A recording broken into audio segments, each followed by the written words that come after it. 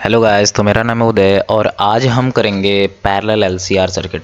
देखो, parallel LCR का हमें क्या फ्रीक्वेंसी और क्वालिटी फैक्टर निकालना है। ठीक है। अब देखो, हमने सीरीज़ में किया था कि हम फ्रीक्वेंसी बढ़ा रहे थे तो हमारी उसके साथ साथ करंट भी क्या हो रहा था, बढ़ रहा था। इसमें क्या होता है, हम फ्रीक्वेंसी बढ़ाएंगे तो करंट हमारा क्या होगा, कम होगा। उसमें हम देख रहे थे कि सीरीज़ में हम देख रहे थे कि जैसे जैसे हम फ्रीक्वेंसी बढ़ा रहे थे वैसे वैसे हमारा करंट इंक्रीज़ कर रहा था और एक टाइम ऐसा आता था जहाँ पर हमें मैक्सिमम करंट मिलता था। उस मैक्सिमम करंट के बाद जितना भी हम फ्रीक्वेंसी बढ़ा दें वो हमारा करंट डिक्रीज़ ही होता था। ठीक है। इसमें उसका जस्ट रिवर्स होगा। हम यहाँ पर जैसे ही फ्रीक्वेंसी को बढ़ाएंगे वैसे वैसे मेरा करंट क्या होगा, कम होगा और मुझे यहाँ पे मिनिमम फ्रीक्वेंसी मिलेगी। उस मिनिमम फ्रीक्वेंसी के बाद हम फ्रीक्वेंसी जितना भी बढ़ा लें, हमारा जो फ्रीक्वेंसी जो हमारा करंट होगा वो भी मेरा क्या होगा, कम होता जाएगा। ठीक है। तो इसमें हम ये देखेंगे। तो देखो, इसमें पैरेलल एलसीआर का ये हमारा फॉर्मूला है, equals to 1/2 pi √1/LC minus R square upon में एल स्क्वायर। देखो, यहाँ पर भी हमने सेम जो हमने वहाँ पे इंडक्टर लिया था वही इंडक्टर यहाँ पे भी लिया है, जो रेजिस्टेंस वहाँ पे लिया था वही रेजिस्टेंस यहाँ पे भी लिया है। ठीक है। सेम रेजिस्टेंस, सेम कैपेसिटर और सेम इंडक्टर को लेकर के हम चल रहे हैं। ठीक है। अब देखो, इसमें हम सारी वैल्यू पुट करेंगे, एल सी की वैल्यू पुट करेंगे, आर स्क्वायर की वैल्यू पुट करेंगे और एल स्क्वायर की वैल्यू पुट करेंगे और यहाँ से हम क्या निकालेंगे, थ्योरेटिकल फ्रीक्वेंसी निकालेंगे। ये थ्योरेटिकल फ्रीक्वेंसी जो हम मिनिमम करंट पे जो हमारी फ्रीक्वेंसी आएगी उसके इक्वल आनी चाहिए। ठीक है। क्वालिटी फैक्टर का यहाँ पर निकालने का फॉर्मूला आता है Q = 1/R √L अपॉन में C। ठीक है। तो सारी वैल्यू हम यहाँ पे पुट करेंगे और हम फ्रीक्वेंसी और क्वालिटी फैक्टर को फाइंड करेंगे। डायग्राम क्या होता है, सर्किट डायग्राम में सेम वही हमने यहाँ पे क्या लगाया, एक फंक्शन जनरेटर लगाया है। फ्रीक्वेंसी को देने के लिए हमने यहाँ पे फंक्शन जनरेटर लगाया है। याद रखना, फंक्शन जनरेटर में हमेशा हम कौन सा फंक्शन लेंगे, साइन फंक्शन लेंगे। ठीक है। अब देखो, एक फंक्शन का जो फंक्शन जनरेटर का एक जो पॉजिटिव या फिर नेगेटिव पार्ट है वो मेरा कहाँ जाएगा, एक कैपेसिटर में जाएगा और उसी के पैरेलल में हमारा रेजिस्टेंस भी कनेक्ट है और इंडक्टर भी कनेक्ट है। ठीक है। ये दोनों एक दूसरे के सीरीज़ में है और कैपेसिटर के साथ पैरेलल में है। ठीक है। तो ये पूरा ही सिस्टम क्या हो गया, एक पैरेलल में आ गया। ठीक है। अब देखो, यहाँ से हमने एक मिलीमीटर का यूज़ किया है। ठीक है। तो इस मिलीमीटर को भी हम कैपेसिटर के अलॉन्ग लगा देंगे एक साइड में, या तो इधर लगा दें या फिर इस साइड लगा दें, कहीं भी आप लगा सकते हैं। ठीक है। वैसे वैसे मेरा क्या हो रहा है, करंट कम होता जा रहा है। देखो, जैसे जैसे हम फ्रीक्वेंसी बढ़ा रहे हैं, यहाँ पे 300 दिया, 400 दिया, 500 दिया, 600 दिया और वैसे वैसे हमारा क्या हो रहा है, फ्रीक्वेंसी मतलब कि करंट हमारा क्या हो रहा है, कम हो रहा है। हम फ्रीक्वेंसी को बढ़ाते जा रहे हैं और करंट हमारा कम होता जा रहा है। देखो, करंट हमारा कम होता जा रहा है। अब ये पॉइंट जो 0.1 आया है, ये कितने पे आया है, 1.5 किलोहर्ट्ज़। अब देखो, 0.1 जो है ना, ये सबसे मिनिमम मेरी मतलब मिनिमम मेरा क्या है, करंट आया। ये 0.1 जो है वो मेरा क्या है, मिनिमम करंट आया है। अब ये कितने पे आया है, मतलब कि 1.5 किलो हर्ट्ज़ पे, 1.5 किलो हर्ट्ज़ पे मेरा कितना आया, 0.1 मिली एम्पियर मेरा क्या है, करंट आया।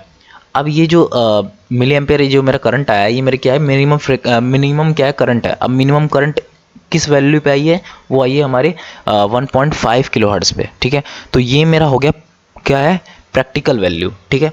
अब यही मुझे जो हमने फॉर्मूला भी देखा था उसमें हम सारी वैल्यू पुट करेंगे और देखेंगे क्या 1.5 किलो हर्ट्ज़ फ्रीक्वेंसी आ रही है, यही हमें बस वेरीफाई करना है। तो देखो, जैसे हमने यहाँ पे क्या किया, एल सी और आर की, तो देखो वो क्या निकल के आएगा। देखो, यहाँ पे एल की वैल्यू पुट कर दी, यहाँ पे एल की वैल्यू पुट कर दी, सी की वैल्यू पुट कर दी, यहाँ पे आर स्क्वायर की वैल्यू पुट की है, यहाँ पर एल स्क्वायर की वैल्यू पुट की है। तो जो हमारे फ्रिक्वेंसी निकल के आता है वो कितना आता है, 1.58 किलो हर्ट्ज़। तो यहाँ पे अगर मैं देखूँ कि मेरा एरर कितना आया, तो हमारा थ्योरेटिकल तो ये आया जो अभी देख पा रहे हो।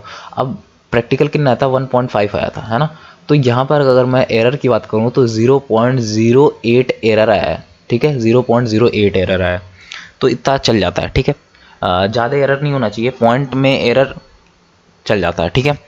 अब देखो, क्वालिटी फैक्टर निकालते हैं। क्वालिटी फैक्टर भी सेम, इसमें हम आर की वैल्यू डालेंगे, एल की वैल्यू डालेंगे और सी की वैल्यू डालेंगे, तो हमारा क्वालिटी फैक्टर कितना आ जाएगा, 10 आ जाएगा। मैंने आपको पहले ही बता रखा है कि क्वालिटी फैक्टर हमें ये बताता है कि उसका ग्राफ कैसा बन रहा है। जितना ज़्यादा क्वालिटी फैक्टर होगा उतना अच्छा हमारा ग्राफ होगा। देखो ये जैसे क्वालिटी फैक्टर इसका 10 आया तो देखो इसका जो ये कर्व बन रहा है वो काफ़ी शार्प बन रहा है। ठीक है, कर्व शार्प होने का मतलब है कि इसका क्वालिटी फैक्टर बहुत अच्छा है। ठीक है, अगर मेरी क्वालिटी फैक्टर अगर कम आता है, देखो अगर क्वालिटी फैक्टर अगर कम आता है तो मेरा ग्राफ कुछ ऐसा जाएगा। ठीक है, अगर क्वालिटी फैक्टर अच्छा आता है तो हमारा ये जो ग्राफ है ना जिस पे ये सारा पॉइंट मिली है वो बिल्कुल अच्छा बनेगा। ठीक है, तो क्वालिटी फैक्टर अब हमें ये बताता है। अब हम लिया, अब देखते हैं कि प्रैक्टिकल हम इसको कैसे परफॉर्म करेंगे। तो चलते हैं प्रैक्टिकल लैब में। अब हम करेंगे पैरेलल एलसीआर। तो पैरेलल एलसीआर में भी सेम जैसे हमने सीरीज किया था वैसे पैरेलल भी करेंगे। इसमें बस हम जो कैपेसिटर और रेजिस्टेंस और इंडक्टर है उसको हम क्या करेंगे पैरेलली कनेक्ट करेंगे। बाकी हम यहाँ पे जो एसी वोल्टेज लेंगे वो हम लेंगे साइन वेव लेंगे और ये फंक्शन जनरेटर से लेंगे। ये मेरा 1 मिलीमीटर लगेगा और बाकी ये कैपेसिटर और इंडक्टर और रेजिस्टेंस ये हमारे सारे पैरेलल में रहेंगे। तो जैसा कि आप यहाँ पे देख पा रहे हैं, जैसे हमने एक फ्रीक्वेंसी के लिए क्या लिया, सिग्नल जनरेटर या फिर फंक्शन जनरेटर लिया है, इंडक्टर लिया है 100 और रेजिस्टेंस लिया है 100 ओम का और एक कैपेसिटर लिया है 0.1 माइक्रोफैरड का। फॉर्मूले की बात करें तो ये फॉर्मूला ये होता है। अब हम करेंगे कैपेसिटर को कनेक्ट। तो यहाँ पे हमारा कैपेसिटर कनेक्ट होने जा रहा है। ये मेरा इंडक्टर से कनेक्ट कर दिया। ठीक है, और ये इंडक्टर का दूसरा वायर हमारे रेजिस्टेंस में जा रहा है, जैसे कि आप सर्किट डायग्राम में देख पा रहे हैं। और दूसरा जो है रेजिस्टेंस का वो हमारे कैपेसिटर में जाएगा।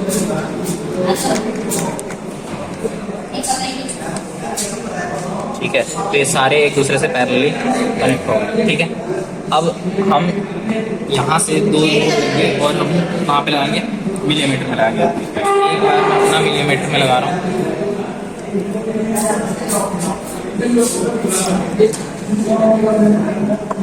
मिलीमीटर का एक बार हम कैपेसिटर के पॉजिटिव से कनेक्ट कर रहे हैं और जो दूसरा वाला है उसको हम फ्रीक्वेंसी से, दूसरा हम नेगेटिव पॉजिटिव इसमें कुछ नहीं होता, हम नेगेटिव सब कुछ यहाँ पे फ्रीक्वेंसी से लगा रहे हैं और दूसरा वायर जो है वो हम मिलीमीटर में लगा रहे हैं।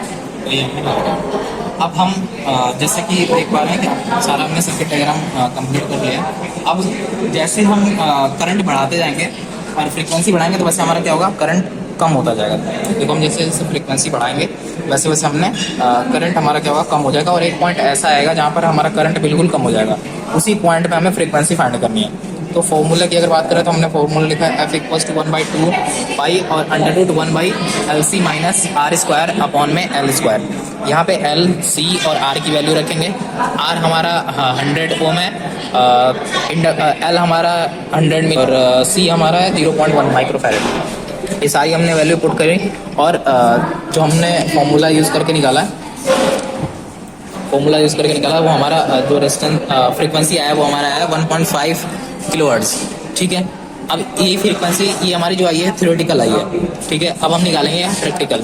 तो प्रैक्टिकल निकालने के लिए हम प्रैक्टिकल परफॉर्म करते हैं।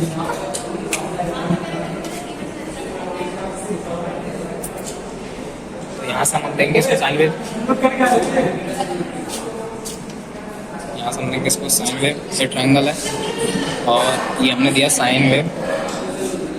ठीक है, अब देखो अब हम फ्रीक्वेंसी बढ़ाते जाएंगे और करंट हमारा कम होगा। देखो फ्रीक्वेंसी हम बढ़ा रहे हैं, फ्रीक्वेंसी देखो 700, 800, 900 कर रहे हैं और हमारा करंट जो है देखो कम होता जा रहा है। अब हमें एक मैक्सिमम फ्रीक्वेंसी फाइंड करनी है जहाँ पर हमारा करंट कम बिल्कुल कम हो जाए, वहाँ से बढ़ना स्टार्ट हो। तो हमने सारी रीडिंग लिख ली है। देखो हम फ्रीक्वेंसी बढ़ाते जा रहे हैं और यहाँ पे हमारा करंट कम होता जा रहा है। ठीक है, अब देखो ये हम फ्रीक्वेंसी बढ़ाते जा रहे हैं। अब ये 1.5 पे देखो 0.1 हो गया, 1.5 पे 0.1 हो गया है। अब यहाँ से देखो करंट बढ़ना स्टार्ट हो रहा है। अब यहाँ से बढ़ना स्टार्ट होता है, ये जो पॉइंट होगा ये हमारा क्या होगा, प्रैक्टिकल वैल्यू होगी। 1.5 हमारी आई है प्रैक्टिकल वैल्यू। अब ये जो हमने रीडिंग ली है अब ये सारा हम ग्राफ के हेल्प से करेंगे। देखो ग्राफ हमने बना रखा है ये, तो इस तरीके से हमारा पैरेलल एलसीआर का ग्राफ बनेगा। अच्छा, अब इसका हम कैलकुलेशन कैसे करेंगे। कैलकुलेशन ये तो बता दिया हमने कि थ्योरेटिकल कैसे निकलेगा, ये मैंने बता दिया। ये फॉर्मूला हम यूज़ करेंगे। अब क्वालिटी फैक्टर निकालते हैं। तो क्वालिटी फैक्टर का फॉर्मूला था 1/r√L/c। हमने L की वैल्यू रखेंगे और C की वैल्यू रखेंगे और R की वैल्यू रखेंगे, यहाँ से हमारा क्वालिटी फैक्टर आएगा 10। अब देखो क्वालिटी फैक्टर ये हमें बताता है कि ये जो ग्राफ है वो कितना कर्व बना रहा है। जितना क्वालिटी फैक्टर अच्छा होगा उतना ही हमारा ग्राफ ये जो होगा बहुत मतलब कि एक पीक बनाएगा, ये एक ऐसा कर्व बनाएगा अच्छा सा। अगर हमारा क्वालिटी फैक्टर कम होता है तो ये पीक कुछ ऐसा ही घूम जाएगा यहीं से, इसलिए ये क्वालिटी फैक्टर हम निकालते हैं। ठीक है, कौन सी इसके बाद हम एक्सपेरिमेंट करेंगे थेवेनिन सुपरपोजिशन, ठीक है, नॉर्टन। तो इसके लिए प्लीज़ आप इस चैनल को सब्सक्राइब कीजिए, लाइक कीजिए, और जो ये पूरा डाटा है, मतलब कि प्रैक्टिकल का जो डाटा है, ये आपको नीचे लिंक डिस्क्रिप्शन में दिया हुआ है, वहाँ से आप जाकर के देख सकते हैं। ठीक है, ये जितनी रीडिंग है वो मैंने PDF फॉर्म में अपलोड कर दिया है, तो आप जाकर के प्लीज़ डिस्क्रिप्शन में चेक कीजिएगा। और सीरीज़ का भी इसी के साथ मैं डाल दिया हूँ, ठीक है, रीडिंग सारी, तो प्लीज़ आप उसे जाकर के डाउनलोड कर सकते हैं। Thank you.